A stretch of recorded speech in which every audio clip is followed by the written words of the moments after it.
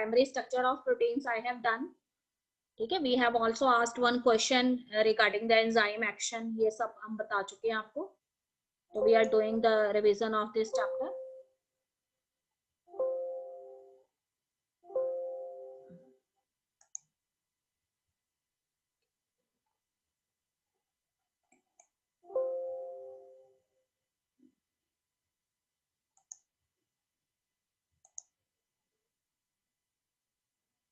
ठीक है बेटा, पहले हमने बायोमोलिक्यूल की डेफिनेशन बताई हुई है आपको. What are biomolecules actually?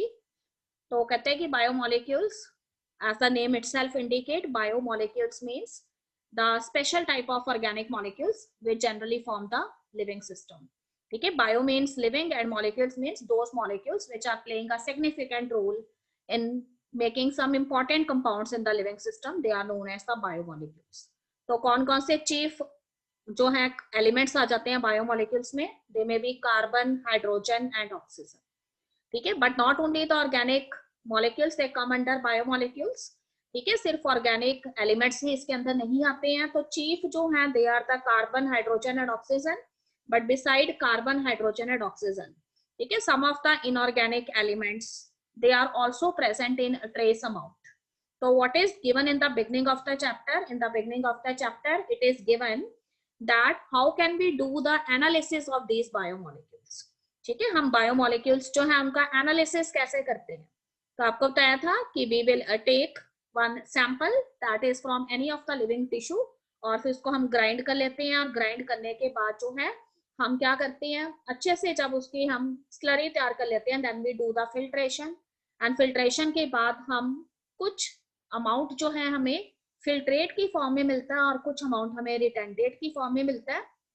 ठीक है बेटे, तो रिटेंटेट और फिल्ट्रेट जो है उसमें हमने वो कहते हैं कि जब फिल्ट्रेशन किया था तो हमने जो है स्पेसिफिक टाइप ऑफ यहाँ पे एसिड जो है उसको यूज किया. ठीक है, और उसकी वजह से वो फिल्ट्रेशन किया है तो हमें दो पूल मिल जाते हैं. एक एसिड इनसॉल्युबल पूल मिलता है आपको और एक आपको एसिड सॉल्युबल पूल मिलता है. ठीक है, तो उसी के बेसिस पे हमने बायोमोलिक्यूल्स को 2 कैटेगरीज के अंदर डिवाइड किया हुआ है. ठीक है, कुछ बायोमोलिक्यूल्स जो है वो हमें एसिड सॉल्युबल पूल में मिलते हैं. यानी एसिड सॉल्युबल पूल की अगर हम बात कर रहे हैं तो फिर वो हमें कहाँ पे मिलेंगे, नीचे फिल्ट्रेट में मिलेंगे. ठीक है, और कुछ हमें एसिड इनसॉल्युबल पूल में मिलते हैं. तो उस हिसाब से हमने उसको 2 कैटेगरीज के अंदर डिवाइड किया. ठीक है बेटे, यहाँ पे देखिए उसने कहा है कि बायोमोलिक्यूल्स जो है वो जनरली बहुत ज्यादा जो है वेट रखते हैं, उनका वेट काफी ज्यादा है और इसीलिए हमने उनको नेम दिया है मैक्रोमोलिक्यूल्स का. तो मैक्रोमोलिक्यूल्स में हमारे पास 4 टाइप के बायोमोलिक्यूल्स आ जाते हैं जिससे रिलेटेड है ये चैप्टर. ठीक है, carbohydrates, lipids, proteins and nucleic acids. तो उसमें आपको बताया था कि बायोमोलिक्यूल्स जो है उनका जो वेट है वो 1000 डाल्टन से भी ज्यादा होता है. ठीक है, पर कुछ उनमें एक्सेप्शंस भी हैं जैसे कि लिपिड्स हैं. तो लिपिड्स जो है वो 1000 डाल्टन से अबव वेट नहीं रखते हैं, पर फिर भी हमने उनको मैक्रोमोलिक्यूल्स के अंदर जो है वो रखा हुआ है. उसका मैंने आपको रीजन भी बताया था कि हमने लिपिड्स जो है उनको मैक्रोमोलिक्यूल्स टर्म के अंदर क्यों रखा है. बिकॉज लिपिड्स जो है वो जनरली किस में प्रेजेंट होते हैं, सेल की सेल मेम्ब्रेन्स के अंदर प्रेजेंट है. And when we break these cells, तो ये लिपिड्स जो है वो कहते हैं कि ये सेल मेम्ब्रेन्स में से बाहर आ जाते हैं. और क्योंकि ये सॉल्युबल नहीं होते हैं इसलिए वो कहते हैं कि हमेशा हम इनको कहाँ पे ऑब्टेन करते हैं, एसिड इनसॉल्युबल पूल में ही ऑब्टेन करते हैं along with the other biomolecules such as carbohydrates, proteins and nucleic acids. तो बाय एक्सेप्शन लिपिड्स जो हैं they comes along with these carbohydrate, proteins and nucleic acids though their molecular weight is less than 1000 daltons. Okay बेटे, इसके अलावा कहते हैं कि कुछ हमें जो है स्मॉल क्वांटिटीज में जो है बायोमोलिक्यूल्स की मोनोमेरिक यूनिट्स भी हमें यहाँ पे नजर आती हैं. जैसे अगर आप प्रोटीन्स की बात करते हो तो आपको पता है कि प्रोटीन्स जो हैं अगर वो पॉलीमर्स हैं then their monomeric units are known as amino acids. Okay बेटे, उसी तरीके से if we are talking about nucleic acids then you must remember that the monomeric units of nucleic acids they are the nucleotides. और अगर हम बात कर रहे हैं कार्बोहाइड्रेट्स की तो आपको ये भी पता है कि कार्बोहाइड्रेट्स की स्मॉलेस्ट यूनिट्स जो है उनको हम शुगर्स कहते हैं. ठीक, तो हर एक मैक्रोमोलिक्यूल जो है उसकी स्मॉलेस्ट मोनोमेरिक यूनिट्स होती हैं. When they joint in a chain like fashion with the help of special type of bonds, then such type of macromolecules they are formed. ठीक बेटे, यहाँ पे वही चीज हमने द्वारा लिखी हुई है. देखिए, माइक्रोमोलिक्यूल्स एंड मैक्रोमोलिक्यूल्स 2 कैटेगरीज के अंदर हमने उनको रखा है अकॉर्डिंग टू देयर साइज. तो माइक्रो मॉलिक्यूल्स जो है दे हैव स्मॉल साइज और उनका मॉलिक्यूलर वेट जो है दैट इज आल्सो लेस, ठीक है। What about their molecular weight, तो कहते हैं कि their molecular weight it lies between 18 to 800 daltons, ठीक है। उनका मॉलिक्यूलर वेट जो है वो 18 to 800 डाल्टन्स जो है उसके आसपास है। And where they are found in the acid soluble pool. When we done the chemical analysis, then always we obtain such type of molecules in the acid soluble pools. And what come under these? So it contains so many minerals, gases, then water is also there, then monomeric units of the macromolecule. For example, sugars, they are the monomeric units of carbohydrates, and amino acids, they are the monomeric units of proteins. And if we are talking about nucleotides, then these nucleotides, they are the monomeric units of nucleic acids. And the second category, which is found in the acid insoluble pool, they are generally the macromolecules. As the name itself indicates, that macromolecules, they are of large size and their molecular weight is also high. What about their molecular weight? तो कहते हैं कि their molecular weight is greater than 10,000 daltons, ठीक है। इतना ज्यादा उनका molecular weight है। तो 4 इसके अंदर जो है कॉमनली पाए जाते हैं, दिस में भी carbohydrates, proteins, nucleic acid and by exceptions lipids, they also come along with this. Okay बेटे, तो डेफिनेशन में बस हमने वही लिखा हुआ है, those molecules which form the body of any of the living organism, ठीक है। If you simply define this molecules, तो ये मॉलिक्यूल्स वही हैं जो किसी भी लिविंग ऑर्गेनिज्म जो है उसके इंफ्रास्ट्रक्चर को फॉर्म करते हैं, उसकी बॉडी को फॉर्म करते हैं।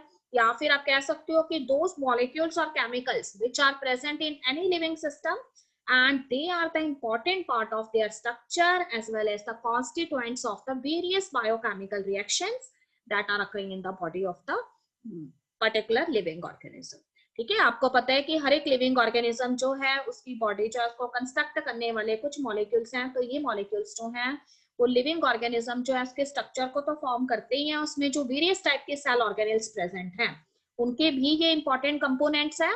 और इसके साथ साथ कहते हैं कि whatever type of metabolic reactions that are happening in the body of the living organism, they are possible only because of the participation of these molecules, that's why they are known as biomolecules।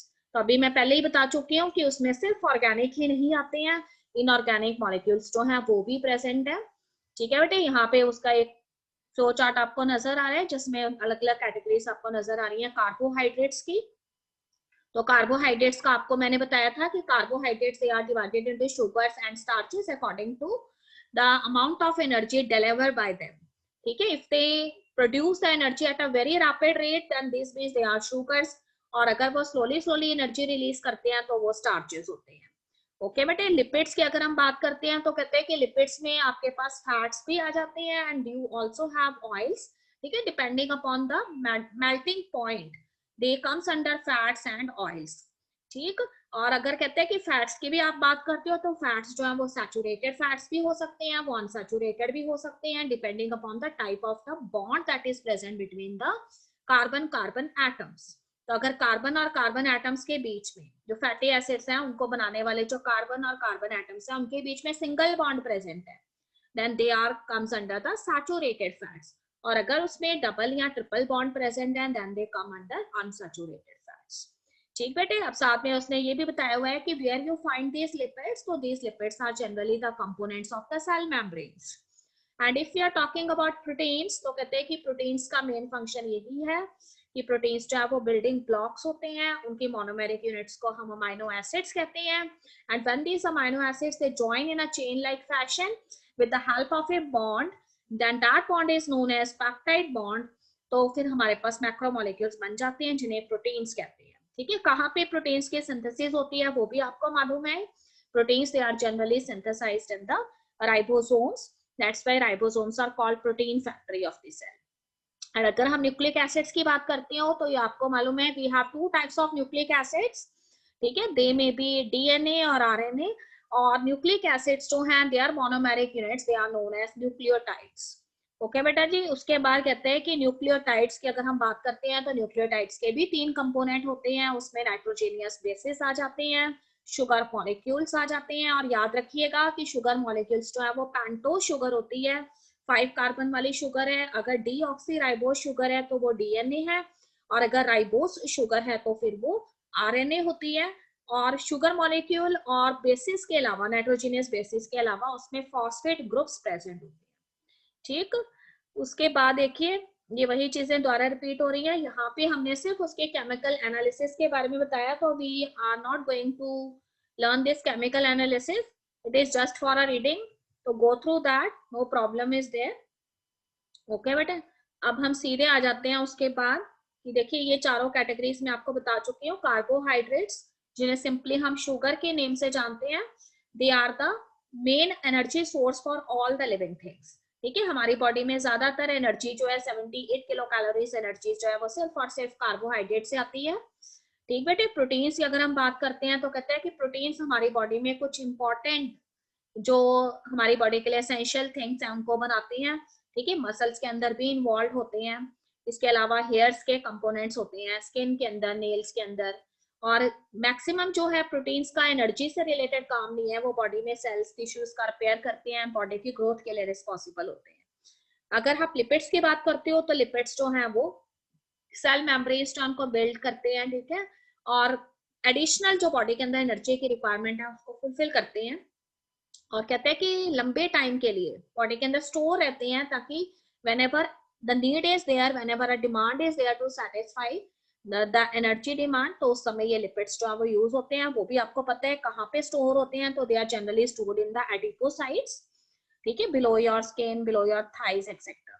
अगर आप nucleic acids की बात करते हो, then you know that कि nucleic acids में अगर हम डीएनए या आरएनए की बात करते हैं, they are playing variety of functions in your body, and DNA is a hereditary material as well as RNA to play the role of heredity.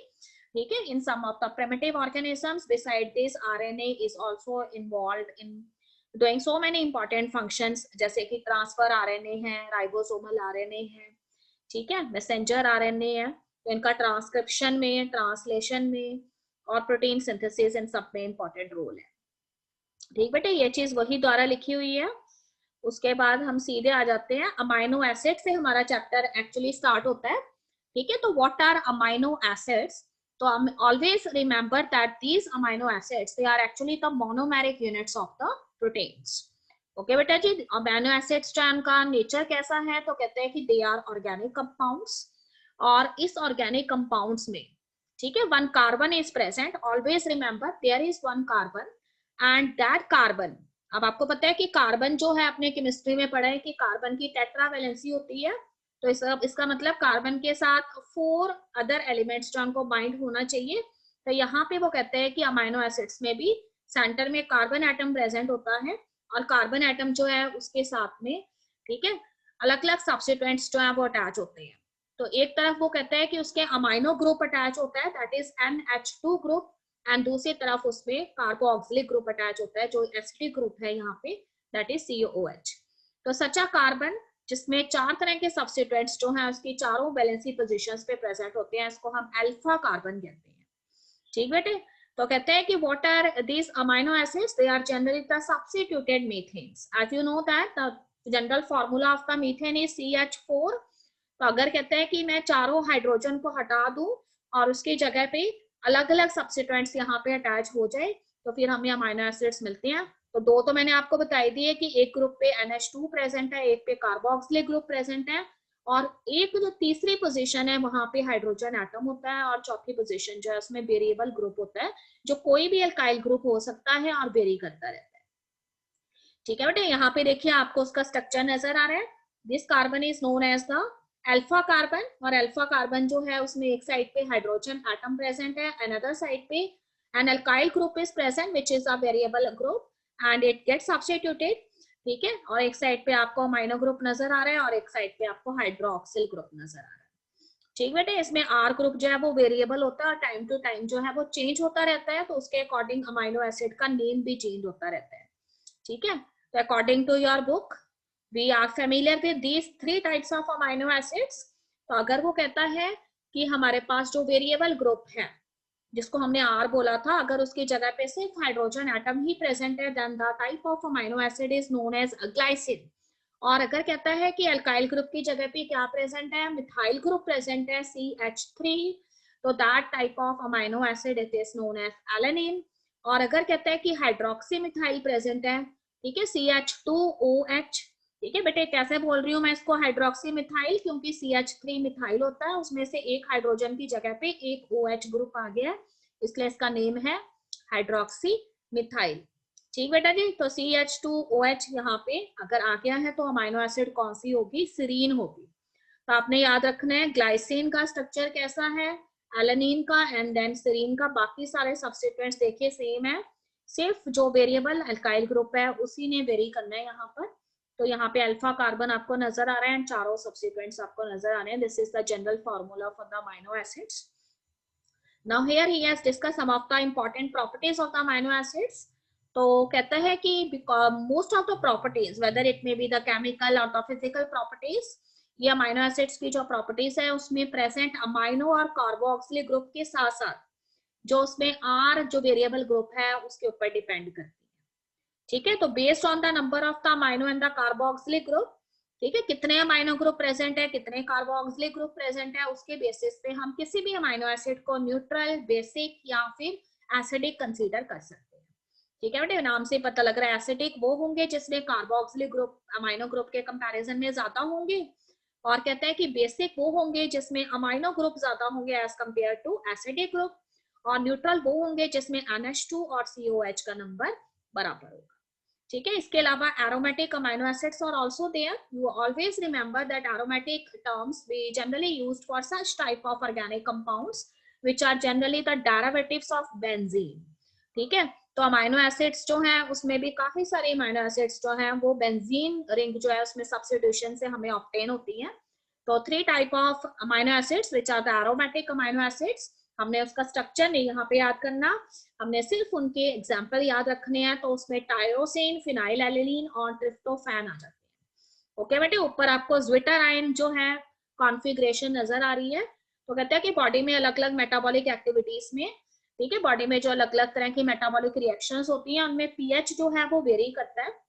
तो ज्विटर आयन अमाइनो एसिड का वो structure है जो generally हमें neutral pH के अंदर नजर आता है।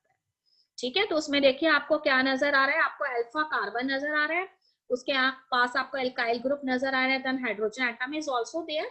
यहाँ पे COOH ग्रुप जो है वो प्रेजेंट होना चाहिए था, पर यहाँ से जो प्रोटॉन था वो NH2 ग्रुप की तरफ शिफ्ट हो गया है, तो इसलिए यहाँ पर एक प्रोटॉन बढ़ने की वजह से यहाँ पे पॉजिटिव चार्ज डेवलप हो गया, और यहाँ से हाइड्रोजन एटम रिलीज होने की वजह से यहाँ नेगेटिव चार्ज आ गया।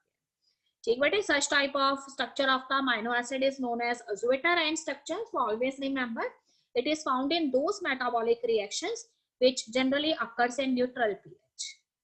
ओके बेटे, यहाँ पे वही सारे आपको बताए हुए हैं कि अलग अलग तरह के पीएच के अंदर अमाइनो एसिड्स जो हैं वो किस तरह का स्ट्रक्चर शो करती हैं। तो देखिए, जब लो पीएच होगा, लो पीएच का क्या मतलब है कि पीएच इज बिलो 7।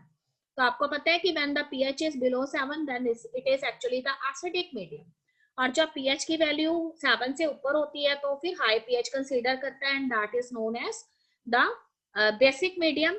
तो इस तरह से अलग अलग तरह के आयोनिक स्ट्रक्चर आपको अमाइनो एसिड्स के नजर आते हैं। तो लो पीएच में मोस्टली अमाइनो एसिड अपना केटोनिक स्ट्रक्चर शो करती हैं, और जब वो कहते हैं कि पीएच हाई होता है तो उस समय वो एनोनिक स्ट्रक्चर शो करती हैं, पर न्यूट्रल पीएच में जो है उनका ज्विटर आयनिक स्ट्रक्चर हमें नजर आता है। ठीक बेटे, उसके बाद हम अगला टॉपिक जो है हमारा वो लिपिड्स है। तो जनरली कहते हैं कि लिपिड्स के बारे में जब भी हम बात करते हैं तो लिपिड्स जो है वो कभी भी वाटर में सॉल्युबल नहीं होते। ठीक है, you can even perform a simple activity at your home, तो कभी भी आप कोई भी लिपिड जो है उसको वाटर में डिसॉल्व करने की कोशिश करिए, वो हमेशा इनसॉल्युबल रहता है। ठीक है, लिपिड्स जो है उनका इतना कॉम्प्लेक्स नेचर क्यों है, तो कहते हैं कि they are made up of fatty acids. ठीक है, long chain fatty acids. What are fatty acids actually? तो this fatty acids are the long chain carboxylic acids.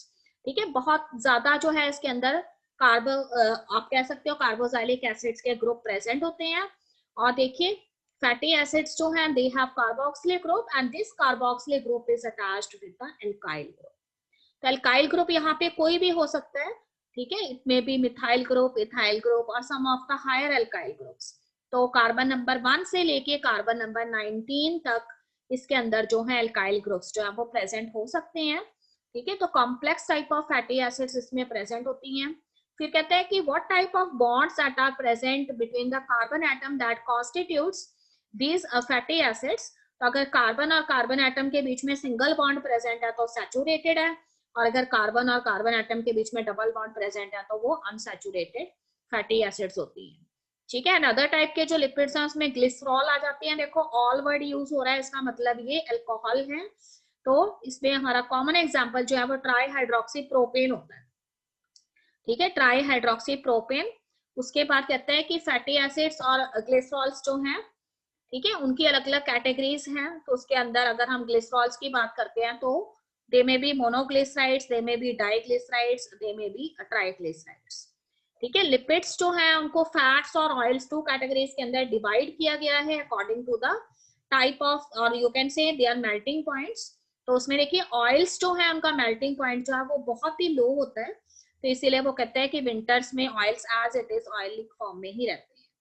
ठीक है, फिर आपको आगे बताया हुआ है कि लिपिड्स जो है कई बार उसमें आपको पता है कि कार्बोजाइलिक एसिड्स और अल्काइल ग्रुप्स के अलावा, ठीक है, लिपिड्स जो है उसमें कई बार कुछ आपको एडिशनल एटम्स भी नजर आते हैं, फॉस्फोरस आपको नजर आ जाते हैं। तो such type of lipids are known as phosphorylated organic compounds और फॉस्फोराइलेटेड लिपिड्स।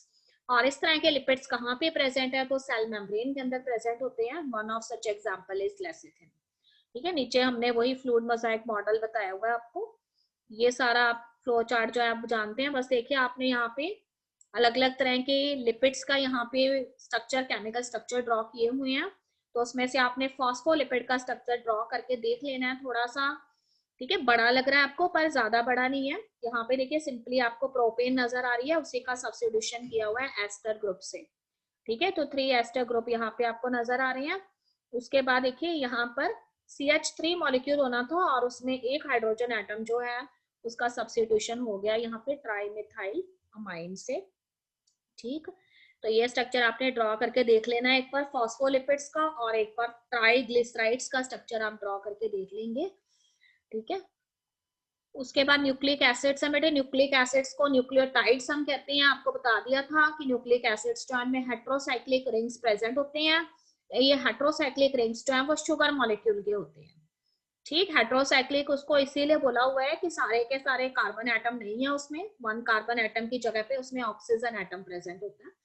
ठीक, और इसके अलावा कहते हैं कि ये जो शुगर मॉलिक्यूल्स है ना उन्हीं के साथ फॉस्फेट ग्रुप भी अटैच होते हैं और नाइट्रोजेनियस बेसिस भी अटैच होते हैं। फिर आपको बताया था कि नाइट्रोजेनियस बेसिस जो है वो 2 टाइप्स के हैं, पुरीन्स और पिरिमिडिन्स। ठीक है, पुरीन्स जो है उनको अगर आप बताएं तो पुरीन्स जो है वो 2 तरह के होते हैं, दे में भी एडेनिन और दे में भी ग्वानिन। और पिरिमिडिन्स जो है वो भी 2 टाइप्स के हैं, दे में भी थाइमिन और दे में भी साइटोसिन। ऑलवेज रिमेंबर कि एडेनिन जो है it always bind with thymine और उसमें हमेशा डबल हाइड्रोजन बॉन्ड प्रेजेंट होगा। And guanine it always bind with cytosine और उसमें हमेशा ट्रिपल हाइड्रोजन बॉन्ड प्रेजेंट होगा। ठीक, फिर आपको बताया था कि 2 टर्म्स हमने याद रखनी है, one is nucleoside and other is nucleotide. तो याद रखिएगा कि न्यूक्लियोसाइड जो है उसमें हमेशा शुगर मॉलिक्यूल के साथ जब नाइट्रोजेनियस बेसिस अटैच हो जाती हैं तो उस यूनिट को हम न्यूक्लियोसाइड कहते हैं। पर जब वो कहता है कि कोई भी न्यूक्लियोसाइड जो हमारे पास बन चुका है जिसमें नाइट्रोजेनियस बेसिस शुगर मॉलिक्यूल पे ऑलरेडी अटैच्ड है और साथ में फॉस्फेट ग्रुप भी कार्बन नंबर 5 पे आकर अटैच हो जाता है, तो बनने वाले यूनिट को हम न्यूक्लियोटाइड कहते हैं। और न्यूक्लियोटाइड्स जब काफी सारी न्यूक्लियोटाइड्स जो हैं वो चेन लाइक फैशन में अटैच होती हैं तो फिर हमें न्यूक्लिक एसिड्स मिलते हैं। और न्यूक्लिक एसिड हमारे पास 2 टाइप्स के हैं। ठीक है बेटे, we are not going to learn this complex type of structures. हमने इनको कोई बना के नहीं देखना ना, हमने लर्न करना है। ये केमिस्ट्री में आप पढ़ेंगे नेक्स्ट ईयर। फिर आपको 2 तरह के मेटाबोलाइट्स बताए थे। प्राइमरी मेटाबोलाइट्स वो होते हैं जो फोटोसिंथेसिस के प्रोडक्ट होते हैं।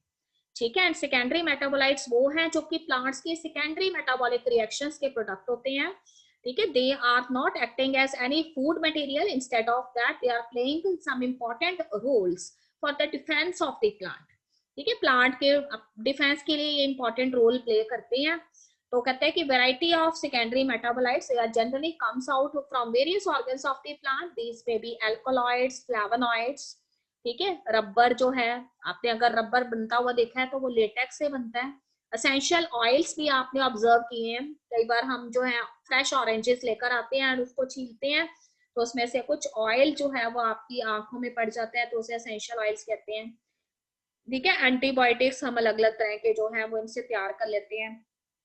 कई बार कुछ कलर्ड पिगमेंट्स आपको डाइस की फॉर्म में मिलते हैं, जैसे एंडिगो फेरा प्लांट से हमें एंडिगो डाई मिलती है।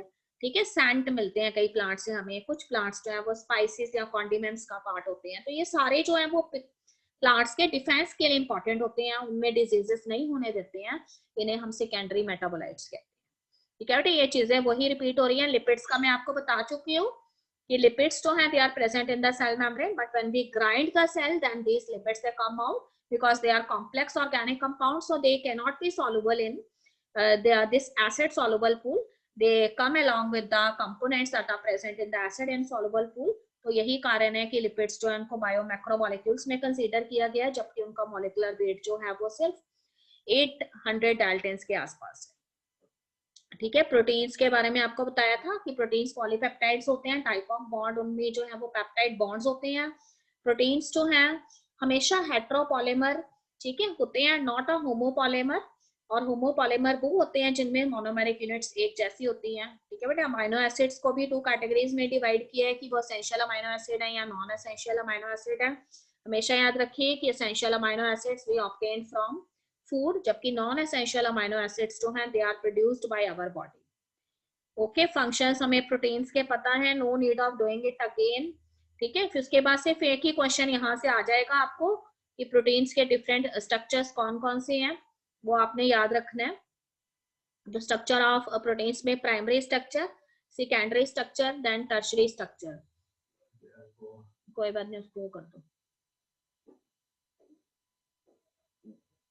डोर ओपन कर दो, ओपन करो डोर।